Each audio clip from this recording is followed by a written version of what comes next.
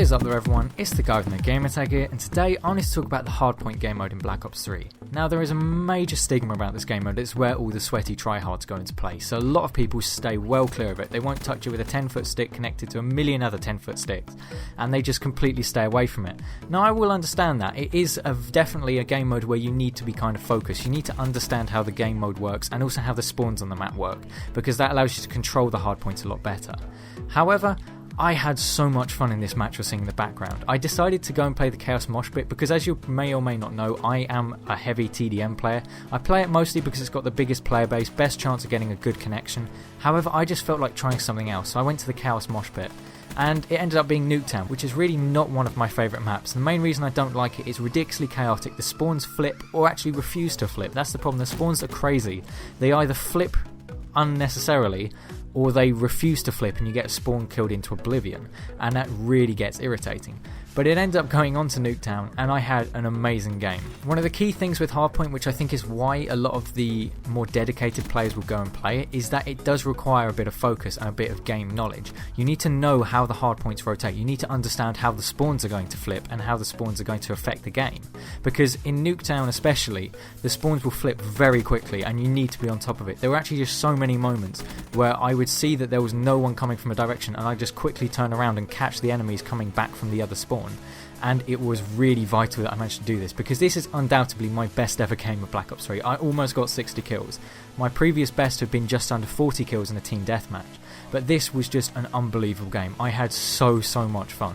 It was a weird mixture of I was really focused but I was really relaxed. My mind was in the zone, I was predicting the spawns extremely well and I was getting ahead with the actual hardpoint rotations.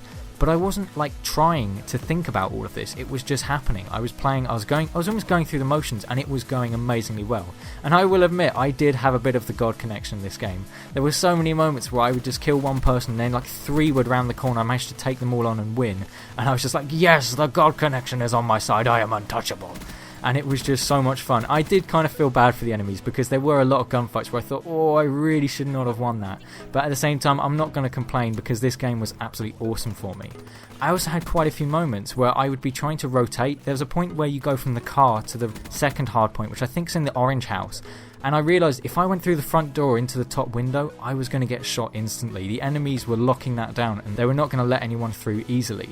So I decided I'd flank around the back, but the problem was the enemy team was spawning there. I probably looked like one of these really annoying people that just waits around the corner, pops around, gets a spawn kill, pops back, reloads and then pops back round again. But I really wasn't. I was just trying to flank them and get into the back of the hardpoint to try and contest it.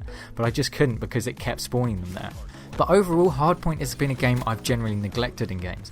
I think I only played maybe 1 or 2 matches of it in Advanced Warfare, and actually one of them was one of my best ever games in Advanced Warfare. In Black Ops 2, I did play it a lot, and actually, yet again, some of my best ever games came on Hardpoint. Hardpoint was the only mode where I ever earned a VTOL warship or a lodestar. In fact, once I earned them both in one game, and I was really happy with that at the time.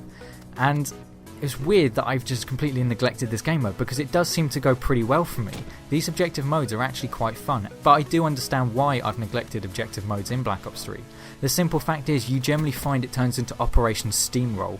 One of the teams is far better than the other and they just get steamrolled into oblivion, and that just gets a little bit annoying because you want to play well and sometimes you just can't do anything, and that feeling of uselessness really deflates you and it leaves a sour taste in your mouth and you don't quite want to go back to it. I've had so many times where I've had a really good first half in domination and then the enemy team just spawn traps you in the second half and it just gets so annoying and just so monotonous and I just can't stand it.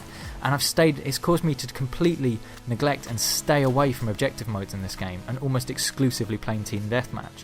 But I was so glad that I went into this Chaos Mosh Pit and tried Hardpoint again. It was so much fun. And in fact, I also just decided to use the Weevil for absolutely no reason. And I think this gun and the way I was running it is a testament to how good the gun balance is in this game. Some people think that some things should be changed and maybe could do with being buffed, but actually I really think the balance of the game should be left as it is. I personally don't think anything is so blatantly overpowered and strong or so blatantly underpowered and weak that it really needs to be changed. I don't want the meta of the game changing simply because right now it is almost at equilibrium. It is so fun because you can literally pick up anything. This Weevil I've got has no attachments on it. I didn't feel the need to use any attachments because none of them When I was looking through the few attachments I'd unlocked, I was like, red dot sight, I don't really need one, the sights are amazing. The quick draw's been nerfed on SMGs, the grip I don't really need, it's pretty easy to control. I don't really need a stock, I'm already very mobile. Screw it, I'll just stick on loads of perks and grenades.